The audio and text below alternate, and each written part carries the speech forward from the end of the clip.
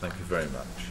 Move on then to paper 12, which is the Revenue Budget and Capital Programme for the year 2012-2013. I think, Julian, you're going to introduce this. I think Mark's going to make some other comments, and then we'll go from there. So thank you. Yes, I think that, again, we've had several references this morning, and as with the Chair and the Treasurer, you know, I also am fairly quiet on the area of damping. I rarely mention it. But it does actually form the context on which the finances that we operate. And as it's shown as the context of this paper, as we now approach 2012-13 and the effect of damping on that year, that will bring our total reduction against our assessed needs to £100 million, which is an awfully large number.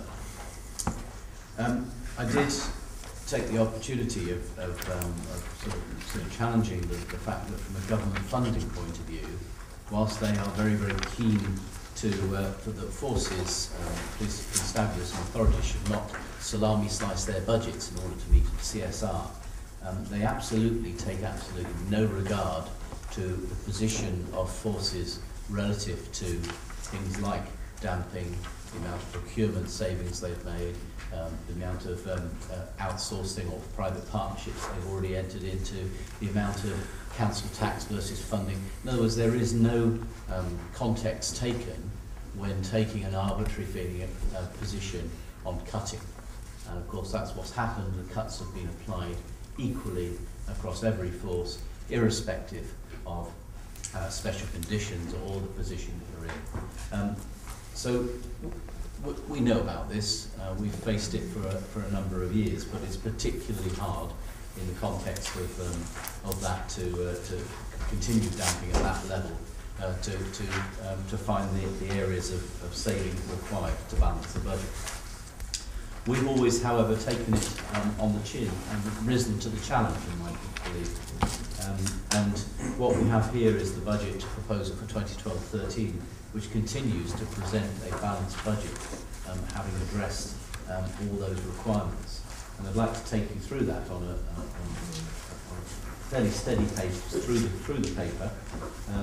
And it starts with the fact that the Finance Committee examined this proposed revenue budget and capital budget for 2012-13 in their meeting in January. And that was following the workshop that we had, where there was an expression by the members present that they wanted us to look at a number of scenarios, but within the context of the freeze within council tax. Now it's interesting that obviously as time has moved on, we've been aware that a number of forces nationally have decided, authorities nationally have decided to recommend not taking the government 3% and going for council tax increases.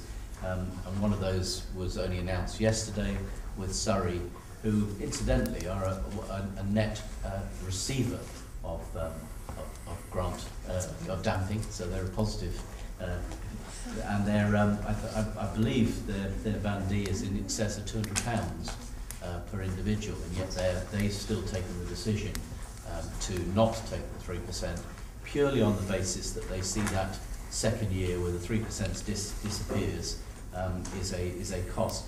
And you'll see this later on in the paper, but roughly the effect of that not recovering that 3% over the next 3 years of the plan is equivalent to roughly £7 million of extra cost to recover and to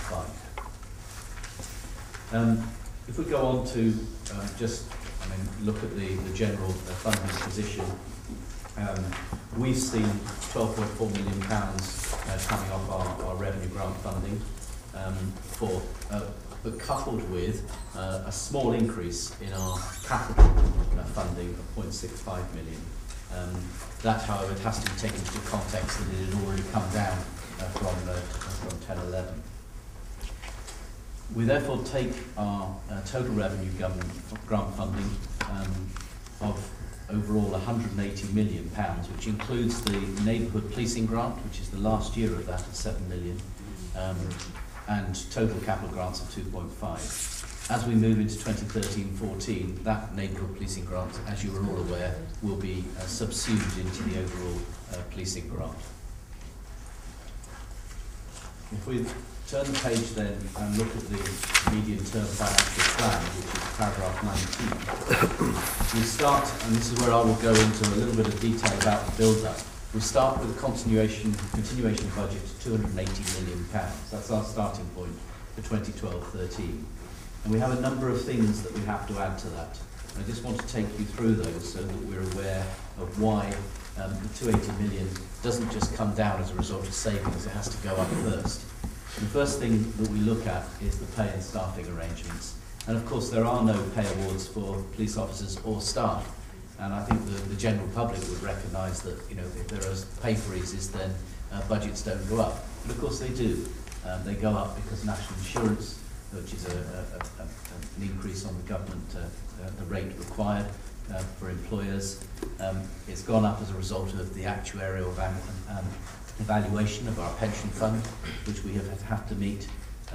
It goes up as a result of looking at our overall things like injury pensions. It's reduced by the fact that housing and compensation grants are going down. We take those account. But the big one there is the incremental increases, which are statutorily built in. We have to provide them, and that's £2.4 million extra that we have to find in 2012-13. Lastly, there is a small adjustment in that pay round associated with bank holidays, because the number of bank holidays that fall into a year with the variability of Easter and royal occasions does fluctuate year on year. So the overall net increase in pay is 2.291. That has to be added to the continuation budget before we start. The second increase that has to be applied is inflation. And inflation, there's obviously some general inflation, as Mark said earlier in his opening talk. There is some, overall increases in inflation. Inflation is running at higher rates than anticipated. But particularly, and we all know this and we all feel the pain, around the sort of fuel inflation, which is shown as, £400,000 for 2012-13.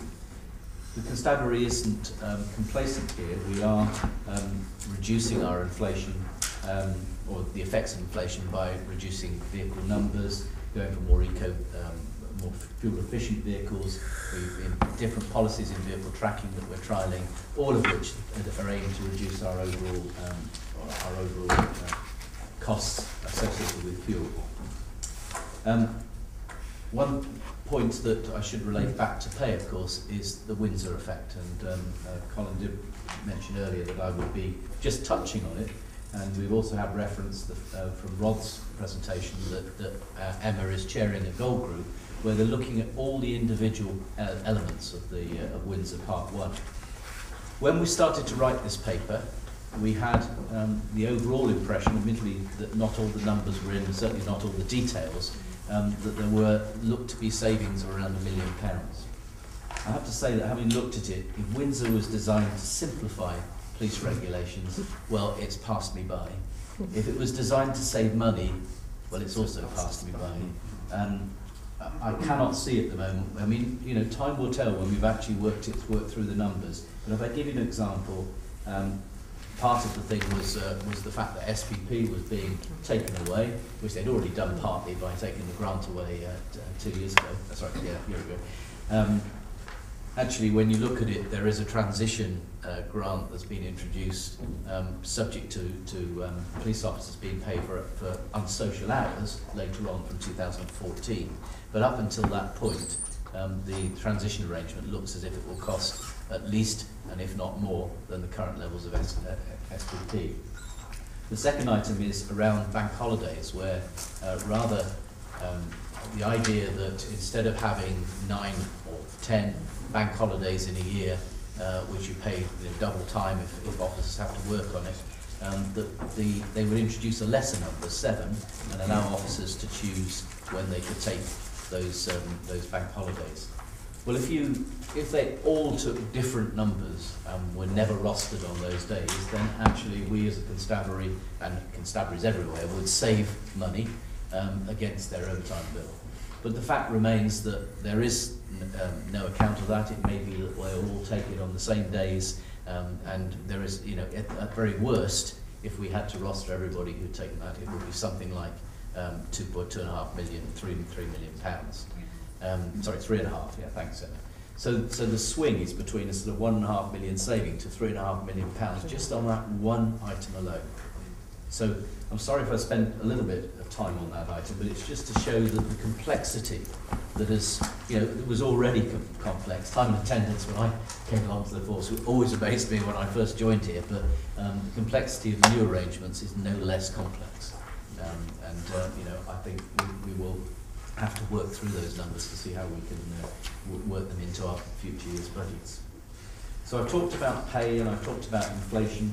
The last section before we look at our overall budget requirement is savings and commitments.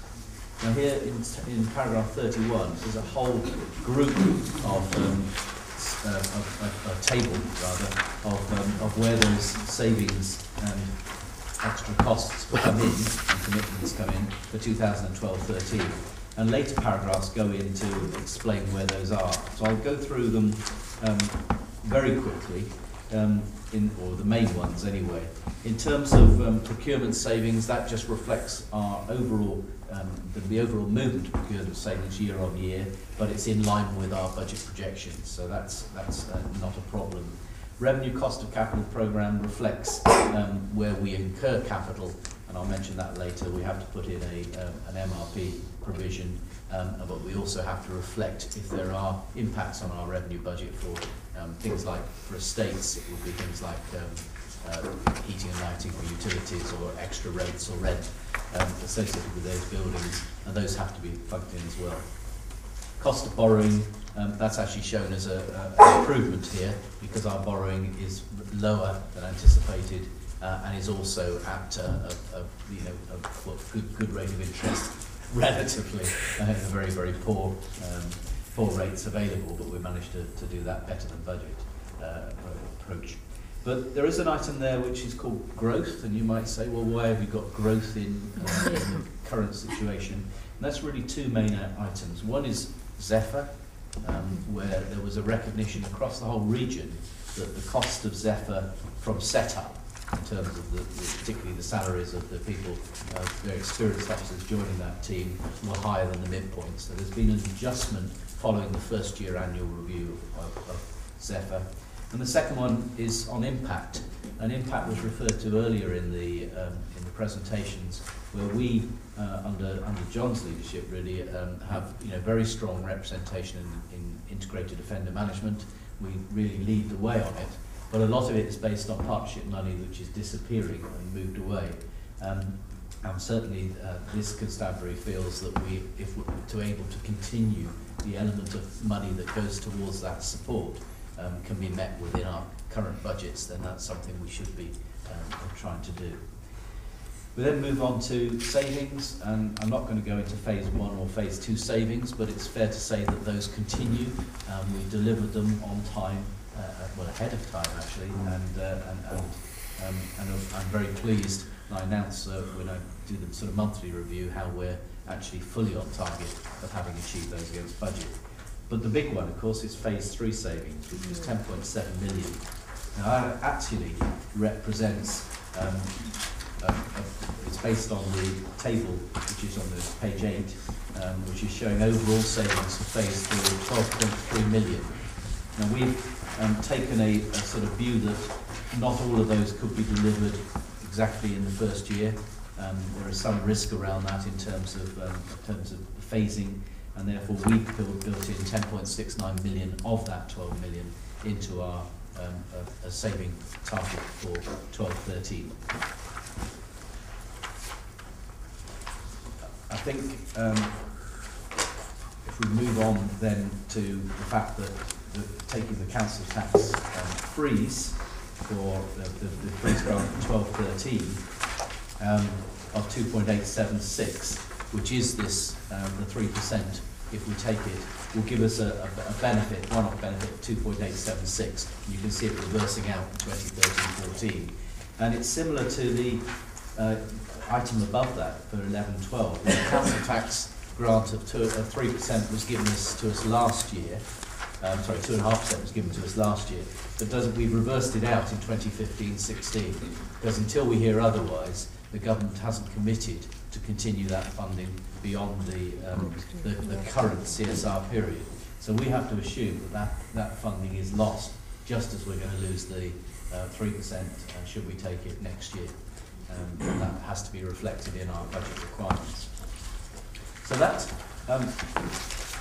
in a nutshell, really, taking account of those savings and commitments, takes us to the overall budget requirement of £269 million.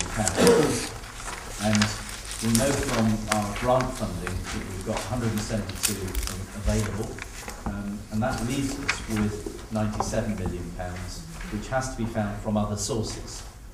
Now, there are a number of things we can do. We can use balances, but as we know, using balances can only be done as a one-off. Once it's gone, it's gone.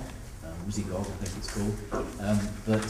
If what you can use the balances for, and what we've planned to do it, is any sort of easing of transition, particularly around the delivery of savings or multiple change. But actually using it to pay for the budget will be just consumed and gone. The second thing is that you can is the overall funding which comes from policing, which represents at this position, or certainly in 2011-12, represented 2/3 of our funding, and that then leaves that £97,000 to be, it's like 97 million to be founded from council tax. Now, council tax is made up of a number of things. Members know all this, but first of all, it's the number of properties that are paying council tax. And last year, we're expecting, when averaged out, that when it comes to 12-13, the actual rise in the council tax base will be 1.2%, which is higher than we have been predicting. And prudently, beyond 12-13, without knowing any different, we've dropped that down to 0.5% per annum.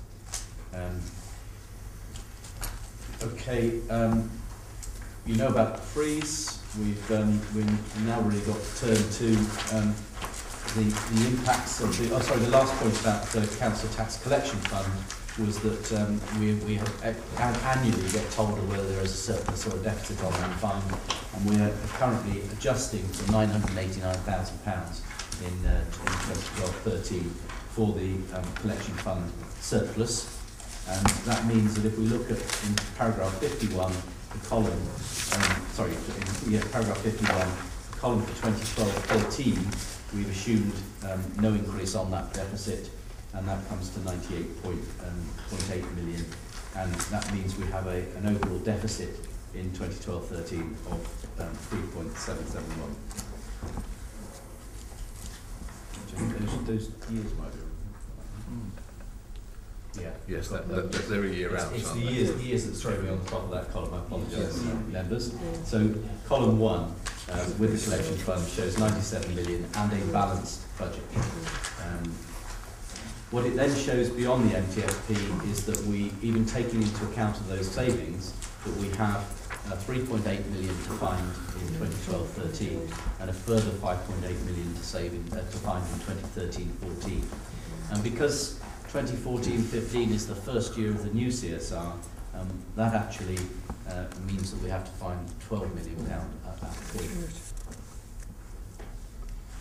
So balancing, just talking about balancing the revenue budget beyond that period, Constabulary has been very keen, ever since it's been working with savings, to minimise the impact on frontline policing services.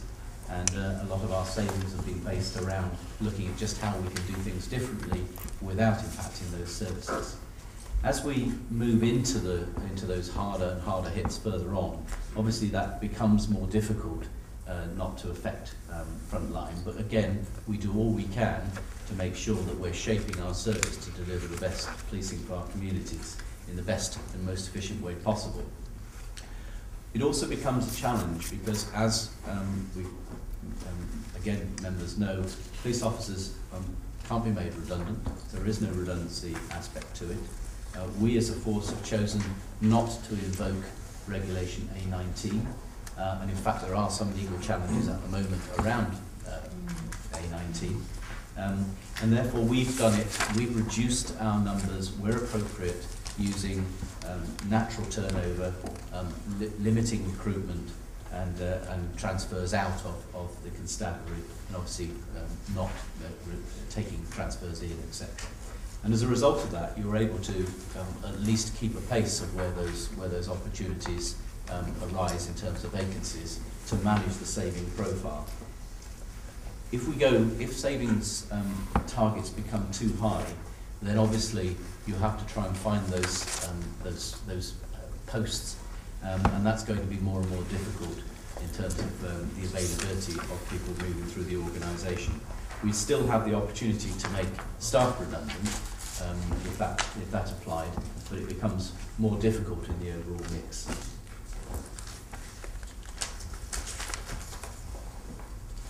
I think what I would just then talk to members about the options that you asked us to look in the Finance Committee, and the Finance Committee have come through the recommendation. Whilst the recommendation that has come forward from the Finance Committee is to take the 3% government grant and then apply a 2.5% per annum precept beyond the budget year. In terms of the other scenarios that were discussed at the Finance Committee, there was one which looked at freezing council tax completely beyond the budget year, and that actually showed deficits of 6, 10 and 19, and you can see that in the table in paragraph 54. And the other scenario was where we sought to recover the 3% shortfall over the next 3 years, and that's shown as £13 million, and that compares actually with the current solution, which adds up to 20 million based on 2.5%. So that's where, if you remember right at the start, I said the effect of losing the 3% after year one is actually the £7 million difference between recovering it and not recovering. So that's the revenue I talked about. Very quickly on the capital, we've taken the capital assets subcommittee, which also met in January, has looked through the capital programme. Constabulary has gone through and pared back wherever possible those capital programmes which have either underspent or are no longer required or become obsolete. They've looked at new requirements, and wherever possible we've taken those out of the budget. The budget doesn't commit us at that point. It's a reflection of a plan, and clearly where there aren't specific approvals, we would come to the Finance Committee, the Capital Assets Committee to seek approval based on business cases submitted in the normal way, and only then would they be committed in the capital programme. The programme itself includes things like the mobile information devices, which, as members know, we're now putting into vehicles as tough books, and that we've got a programme for that. We're looking at all of our IT to look at the best utilisation of that, and have put in a provision for case and custody, the early replacement of that, because we're examining the possibilities of looking at 3 options around that, as well as the sort of national picture. We're looking at our budgets around estates, and in addition to the PFI, clearly we're aware of those reception refurbishments like the Oval that we are hoping to complete. We're also, as members know, looking at various projects, things like Redland, where we have some opportunities, but also looking at that in the context of how we police those particular areas, and there's ongoing reviews in those things.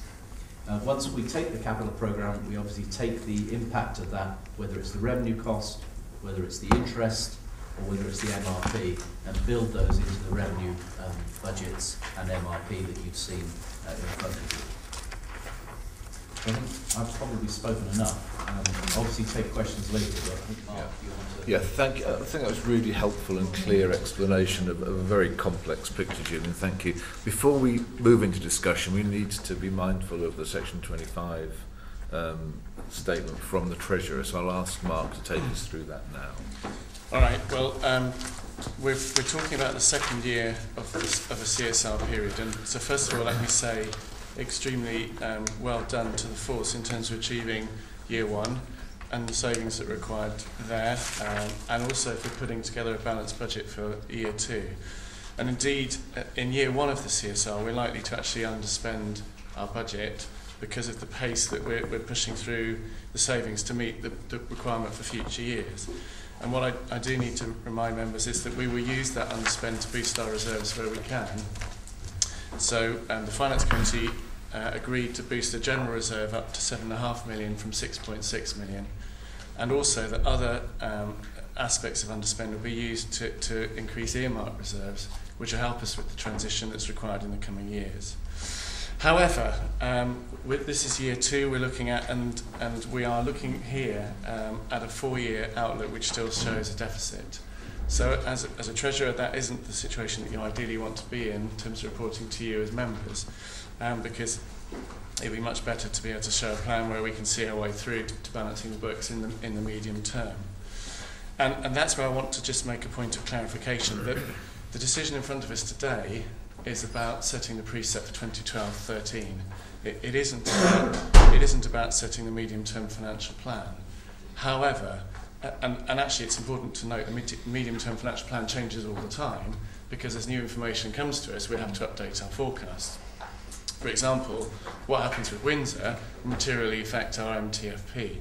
But the point of looking at the MTFP is we have to make a decision for 2012-13 in the context of the medium term, and particularly make a decision which is consistent with having a viable organisation that can deliver the service that's required. The reason we do have to have a particular eye on it this year, and it's an unusual year, is because the situation that's been put forward by Finance Committee is to take a one-off grant. That's a recommendation that was recommended by majority decision. But as Julian very clearly set out, a one-off grant disappears the following year. So we do need to have an eye on how that loss of funding would then be compensated for. And what we can see in front of us here is a situation where even by taking the one-off grant and allowing for 2.5% council tax in future years, we still have funds to find, which is going to mean in the future years we're going to have to make additional savings over and above the savings that have been set out in this paper, and or raise council tax up as close we can to referendum levels. Probably look at a blended version of the two. So I can update you now on what other police authorities are doing. Now, the only police authority that's actually announced is Surrey, and they've actually not taken the freeze. So they're going to put council tax up by 2.5%.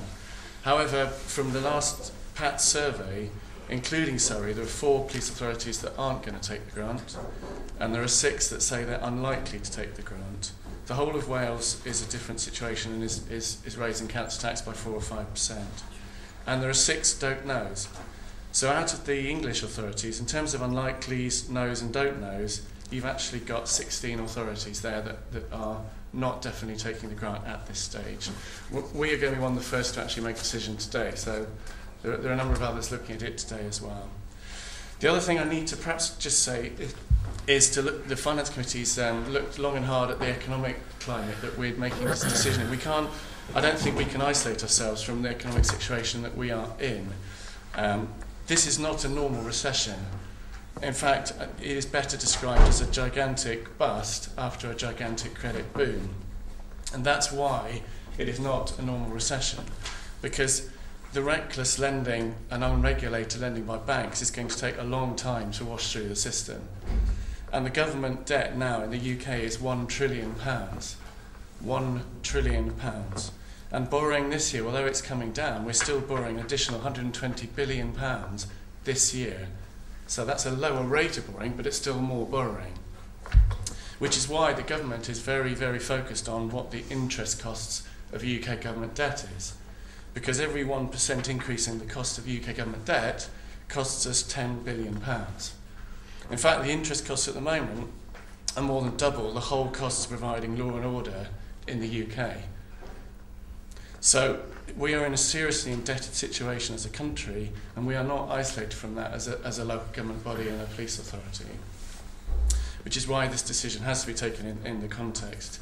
The point being is, there is no foreseeable chance, in my opinion, that the UK government will be able to increase funding to services like the police in the foreseeable future, because the level of debt that we're running now is going to require the UK government to pursue, of whatever colour of government we have, will have to pursue policies to reduce spending and raise taxation and manage the interest costs that we pay on our debt.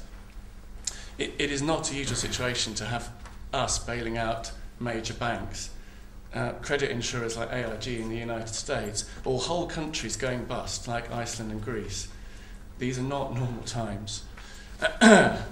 So, bearing all of that in mind, we're taking a decision in the context of unusual times, and it's a decision where the decision we take today has a knock-on effect to the next year because of a grant may or may not come. But I think we can be sure that we need as an organisation to be financially sustainable in our own right, because we cannot rely on government funding to be there in the future. That means that our outlook for the foreseeable future is going to be a continued drive of efficiency and reducing spending. And I think this paper very clearly sets out where those challenges are. Mark, thank you very much for that. I think that sets the scene for where we all are. I'll turn to William in a moment as Chair of Finance to introduce the recommendation. And I know there will be a vigorous debate around this. Can I just remind members this is a unique vote in the annual cycle of the Police Authority, in that it isn't a simple majority that we require on this decision. We require the majority of councillor members to support the motion, and on top of that we require a majority of the whole Police Authority to support the motion.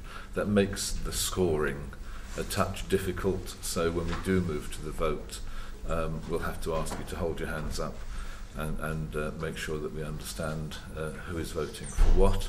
The other thing that I'm going to propose is that we treat the revenue and capital decisions separately, not because there are enormous differences in decisions, but it's probably easier to limit the debate then around those two issues rather than try and convolute them. And the final thing, as Mark has already pointed out, the decision today is on the budget for the next year. I'm more than happy to have as much discussion as you want around the medium-term scenario, but that is not part of the voting decision that we're going to take. I hope that's as clear as I can make it to people. So, William, is there anything you want to say before I throw? Yes, thank you, Peter. Well, just to follow up, that this is regarding recommendation A, the revenue budget, and the papers are here, the figures are here, complex, as you say, and very well explained by Julian and Mark. Our options today is voting for the revenue budget balanced with to enable us to no increase of the council tax precept, which is taking the freezing, in other words, I'll get it round the right way in a minute, and taking the 3% grant. And that is really what we're talking about. Thank you. Members, do I have any comments that you wish to make at this stage? I don't believe I've got silence ahead of me. Howard. I shall jump in since no one else has decided to jump in. I was going to let others speak first. I thank the officers indeed for their initial explanations. I make no apology actually for perhaps rehearsing one or two things that they've said, because as I read the report, there were a few lines that stood out. And if I can just draw attention, I'm looking at paragraph 2 on page 1 of this report. Avon and Somerset Constabulary continues to operate at a substantial financial disadvantage when compared to other constabularies across England and Wales. And at the end of that paragraph, in effect, Avon and Somerset is subsidising policing in other parts of the country. And in the 7 years up to the end of 2012-13, we will have received nearly £100 million less than our assessed need. And then if we take it on, if I may, to paragraph 17, page 3. Avon and Somerset will continue to be the second worst affected police authority in England and Wales. And there are other sentences that could be lifted. Just one more, if I may, on page 11, paragraph 46, and I know it's been touched on, about the 3% grant will be paid only in 2012-13, and if we accept the freeze, therefore, future rises in council tax beyond 12-13 will be on a smaller council tax base than the direct preset increase were applied this year. And you can lift a number of those sentences out. And actually, if you look at the the paper that went to Finance Committee, and they looked at the different scenarios, and they talk about the situation of the budget under the relevant scenarios, they identify the job losses. And if I sort of slightly paraphrase what is, it says, therefore, in simplistic terms, it would be necessary to further reduce, in addition to those posts already taken, by, and at the best scenario there, it was police officers 262, worst scenario 424, or staff 294 through to 639, or a combination of those. And that's just to balance future year's budget. I see that as quite an horrendous situation. Recently we had a seminar as a police authority, and the word legacy was in fact raised. The legacy of this police authority, and what indeed we might hand over to the incoming police commissioner. And when looking at that word legacy, I went down back to the old definition, a gift of property and or especially of money. Now, I think we're going to give them a particular gift of property, because I'm not a great lover of PFI, but I really do commend the officers' achievement in engaging in the PFI development that we have recently acknowledged and accepted. They will have a fine gift of property there. But when it comes to the money, when we look at what is written here, what legacy are we passing over to that police commissioner? And yes, you may say, the police commissioners have got to be found to be working, and they will find money. Yes, I'm sure they'll find some money, but I'm not convinced it will be able to compensate the sort of losses that are being presented here. As a councillor, I engage obviously in meeting through the week and going out in the week, but on Friday I become a very lazy person, and I sit at home and I watch television. And on Friday evening, I thoroughly enjoy a simple little programme called Hustle. And there indeed you find a programme where you have a group of confidence tricksters. And I dare say most, if not all of us, sympathise with that group and marvel at the way they confound people and get away with the issue. These are the Robin Hoods of the criminal fraternity. But let's remember, that is theatre, that is fiction. We are in reality, and we should not applaud confidence tricksters. And sadly, I do come to the conclusion that this is a very clever confidence trick, the 3%. Because how can you explain to the public, and we've looked at the figures, the government is going to give us 3%. Aren't we lucky? And yes, people are going to say, yes, we ought to take that. Of course we ought to take that. Fine. But it's difficult to conceive, indeed, what is going to happen year 2, year 3, year 4 in that situation. We're dealing with the present. And yes, it is very hard for people, in fact, to find the money to pay any increases. But those increases are relatively small. And yes, I take what the Chair of Finance has said, when you group this together and that together and that together, it does increase. But I am very concerned about the legacy we will hand to the PCC. And the Deputy Chief this morning, in reference to the question of performances, we mustn't don't lose that momentum, I think were the words that he actually used. the momentum of our achievement, and hopefully the achievement is carried through under the Police Commissioner. And I do believe that whilst my heart for the people of Avon and Somerset would say freeze, I am here to hand over a legacy that is fitting for this police force. And I do believe that by freezing, we will not hand the right legacy. And I cannot support the pay freeze, or the precinct freeze. Thank you very much, Alan. I have Sue and then Tim, then Claire. Well, sadly not as eloquent as Alan, but first of all, I think the issue about damping is important at this stage. I actually don't like to call it damping. I think it's theft from Avon and Somerset residents. I know that's a very populist way of saying it, but, you know, 20 million is being nicked from us, and it's going to residents in places like Northumbria and Cumbria. And Surrey. And Surrey. Yeah. But in fact, it's ours. And if we had that 20 million, this wouldn't be such a hard discussion. But many of our residents can't afford this pint or the bottle of wine. And I think that there are many groups on fixed incomes choosing between heating and food. There's an increasing number of food banks in our community. And I think we have to acknowledge that we live in very fragile times at the moment, economically, politically, and socially. And therefore, I don't think that we have a choice. I think we need to take the government grant of 3% and freeze the council tax. Thank you, Sue. Tim. Thank you, Chairman. I'm going to start off with damping. I think damping was started by the last government. It's being carried on by this government. So we can't get any political point scores anybody because we're all as bad as each other. It's not going to be reversed anytime soon, if ever.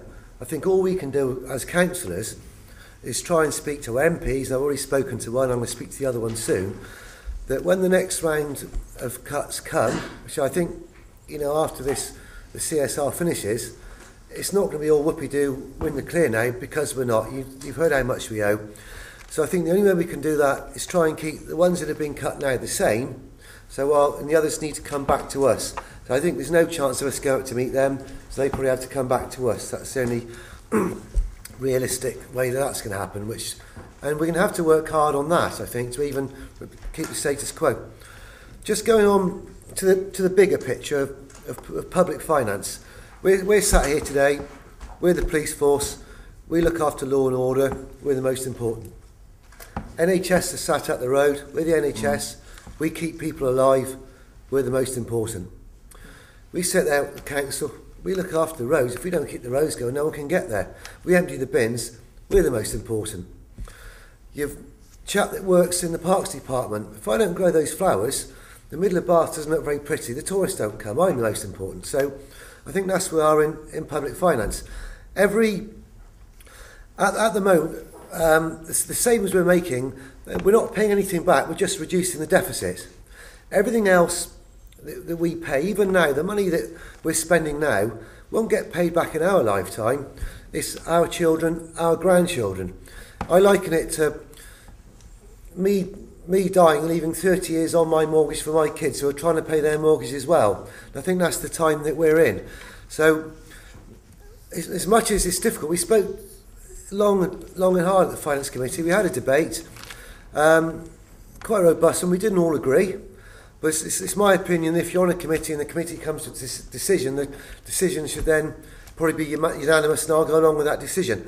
And if we do take 3% rather, it does leave a base, a deficit on the base, I should say. I think the regional spatial strategy will help increase the base over a couple of years. It's been 1.2 this year instead of the 0.5%. And I'd like to think in the next few years, I know it's wishful thinking, it will increase a bit more again. I know in Bath, there's quite a few houses that are going, I think another 2,000 this year, just in one place alone. So hopefully that should lift the money. But I think after talking all that, and I'm actually confused myself now and gone around in circles, can anyone explain what I'm talking about? But we should actually have no option but to take the 3%. Thank you. I have Claire, Kathy and then Tim. Well, I do think this is a really, really difficult decision. And it's not one, I don't think, that's particularly influenced by party politics, because I think, I have no idea how the vote will go, but I suspect that there will be people on all sides of the political continuum that will vote different ways. And so I don't think it's particularly about that. It is trying to work out what the best thing to do is. And as ever, we sit here, certainly as councillors, we sit here with many roles. On one hand, when we're here, and certainly when I'm Deputy Chair of the Authority, I'm trying to sit here with a head that says, what is the best thing going forward for us as an organisation to provide a high-quality police service? But when we set the budget, I also have to think about the people who put me here, and those are the people who elect me back in North Taunton. And my ward is one of the top 5 in terms of deprivation in North Taunton. The people who I represent very clearly have told me that policing has got a lot better in the time that I have been a councillor, which is since 1997, representing that ward. We've gone from a time when the police were, frankly, fairly unresponsive to having active, really good, community-based policing that has the confidence of that community. And they want that. I have no doubt about that. But can they afford it? That's the question. Because the other thing about my ward is it's typified by many older people living on fixed incomes just above the benefit level who are really, really struggling. Number of people unemployed has gone up. Many people don't have access to a car, have to rely on public transport, which is not there. All those issues that are there in many, many communities. But the community I represent is one where actually a fiver makes a difference. It's not just, oh, it's a couple of pints or a bottle of wine. Actually, people are choosing between heating and eating and paying their bills. And I see that very regularly represented at community meetings in my ward. So it's not something that I can just dismiss. Yes, I can afford it, but that's not true of the people I represent. And I think it's really important that many voices in our community are represented here today in trying to work out the best decision. So we're suffering in a climate. It's difficult to know, but ultimately I think it would be really difficult to go back to my ward and say to my residents, oh, you could have taken money off the government, but instead you're going to take it from me. And that, for me, is the decision we have to take. The government are offering us 3% now, and it's either from the government or from people's wages. And therefore, I have to take the government's money. I am not convinced this will be a one-off grant. I know what government is saying. I think they said the same last year. But governments respond to public pressure. They will respond to the political climate of the police and crime commissioners arriving, and I think there is the chance that the money will not be the 7 million that Julian is rightly forecasting. He's quite correct in telling us that figure. But I think that a political solution will be found to that. And therefore, I'm willing to take that risk on the basis that I think that is what the residents of my division would want me to do. Although I accept all the things about dampening, actually that's something we cannot control and cannot influence, and therefore we just have to, kind of put that to one side, accepting the unfairness of that, but actually saying we have to make the right decision for very hard-pushed people in Avon and Somerset and agree the 0% rise today. Thank you. Kathy, Pete, then Ross. Kathy. Well, as I say, I've had two very, very eloquent arguments on either side of me, and I don't dismiss either of those, so I'm sat in the middle. I'll say not as eloquent, but I would actually vote against taking the council tax grant freeze. The reasoning behind that is that I'm not a great fan of one-off funding solutions. I think they're very damaging to the sustainable resources for an organisation. They have their place if you're pump priming or you're addressing a particular area of underperformance, and grants from the government have come through for those particular functions. But I do worry about the sustainability of the resources going forward. And a bit like Alan, I'm thinking about the legacy that we're leaving in terms of that core sustainable resource. The impact on the savings requirement is obviously significant, whichever scenario we look at.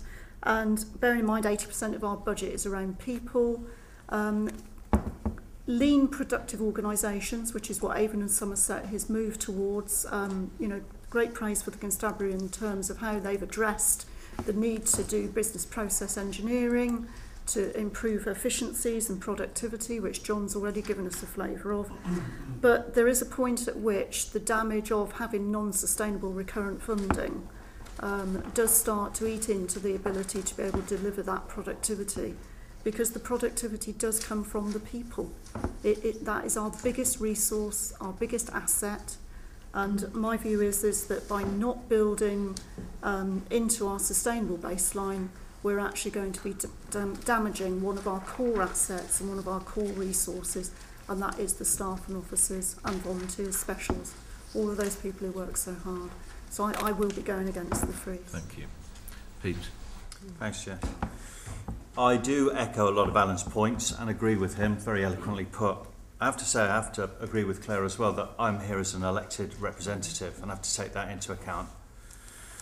I think we all feel generally so cross that the government has painted us into a corner. I disagree with Alan. The legacy isn't on this vote. The legacy is around what Rod eloquently described, and I think the endeavours that the force that the constabulary has taken in providing the people of Avon and Somerset with the most effective level of policing under very difficult circumstances. The fight doesn't finish here, and the fight will continue, and we must ensure that we will continue to bang on the government's door and say we want that money back. It's not about I don't believe the precept. As a champion of public and stakeholder engagement, if we engage with members of the public and stakeholders and ask their opinion, we have to take that into account, I think, as far as this is concerned. And I will very reluctantly, I have to say, be following the Finance Committee's recommendation. Thank you, Pete. Ross. I think it's very good being at the end after all these years.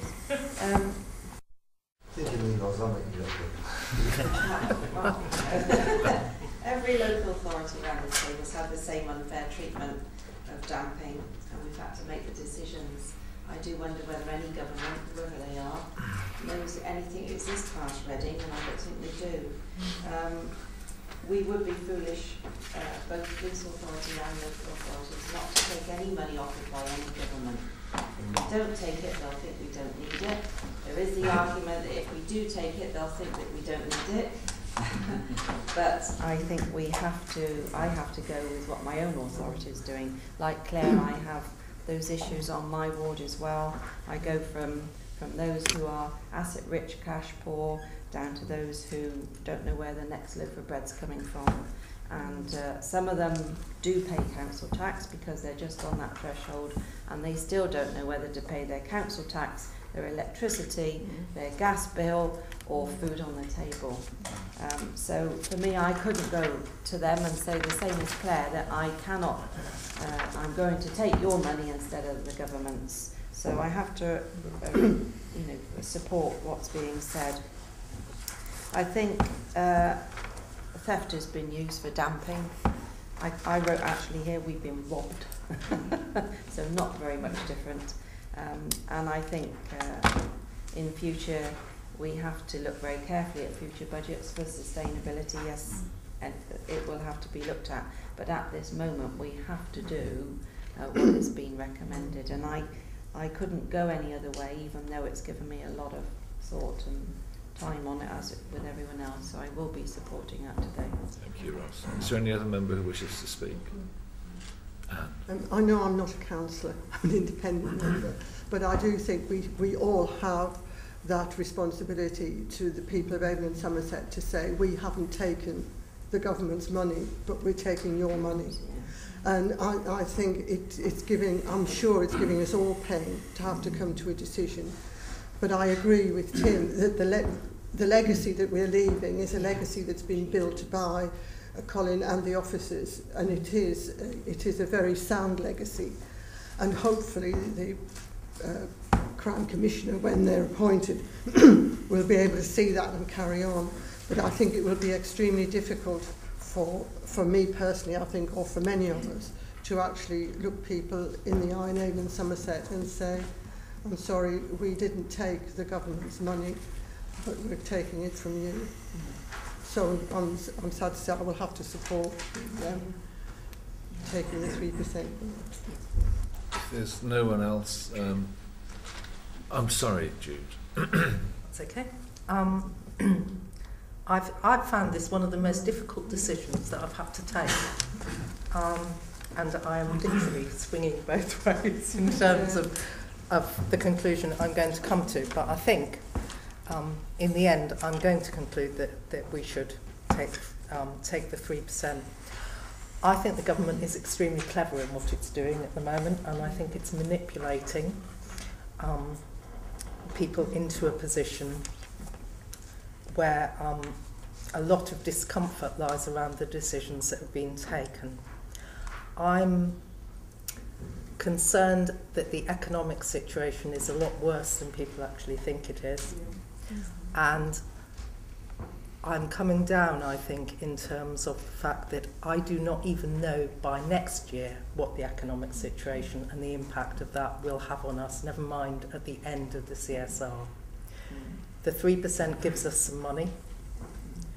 The option of going for a council tax rise gives us an unknown amount of money for this year. In that, I think more and more people will find it extremely difficult to pay the council tax. I know there are increasing houses going up, but if you look at the economic situation at the moment, I don't know that that will necessarily bring more people in to pay council tax, because the implications of what's happened over the last 18 months will start to bite, I believe, this year. I'm very worried actually to be voting what effectively is a deficit budget for the future. And I think that realistically it will be more difficult in future years to raise council tax than it will be this year. So I think we are leaving the police with a situation where it will be very difficult to pull this back. But having to make this decision today, I think I'll have to go for the 3%. Thank you, Jude. I won't bother to try and summarise. You've all heard each other, and there are clearly widespread held views. William, can I ask you to make a formal proposition on the revenue issue? Yes, on the revenue budget, recommendation A, at the front of the paper, I propose that we accept the freeze and take the 3% grant. Do I have a seconder? Claire, thank you. Now, can you indulge me by keeping your hands up for a little while we make sure we understand where the voting's going? So can I see a show of all those in favour of the proposition?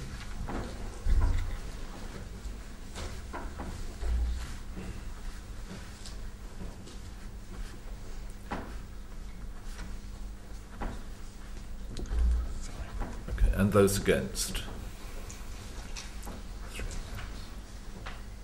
Could the actual numbers be recorded in the minutes, please? Yes. Yes. Does that give us... Can you just bear with us a moment? We'll just check over it.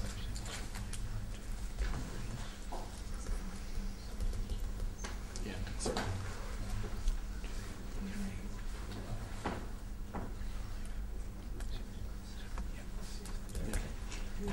That proposition is carried.